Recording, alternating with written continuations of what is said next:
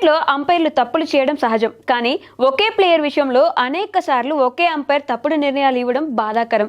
Cricket god team India all time best batter Sachin విషయంలోనూ ఇదే జరిగింది. West Indies legendary umpire Steve Bucknor అంపైర్గా ఎన్నో ఘనతలు అందుకున్న సచిన్ విషయంలో మాత్రం చేదు అనుభవాలే ఎదురయ్యాయి. ఏదో పగ పట్టినట్టుగా పర్టికులర్గా సచిన్ బ్యాటింగ్ ఆడుతున్నప్పుడే పక్షపాతం చూపించేవాడు. బౌలర్ అవుట్ అని అప్పీల్ చేయగానే అవుట్ అంటూ ఎన్నోసార్లు టక్కున వేలు పైకెత్తేవాడు. డిఆర్ఎస్ లేని అప్పట్లో బక్నర్ తప్పిదాలకు సచిన్ లాంటి దిగ్గజ బ్యాటర్ చాలాసార్లు నిరాశగానే పెవిలియన్ చేరాడు. సచిన్ జెంటిల్మెన్ కావడంతో తల ఉంచుకుని వెళ్లడం తప్పితే ఏ రోజు అంపైర్ను ఒక మాట అనలేదు.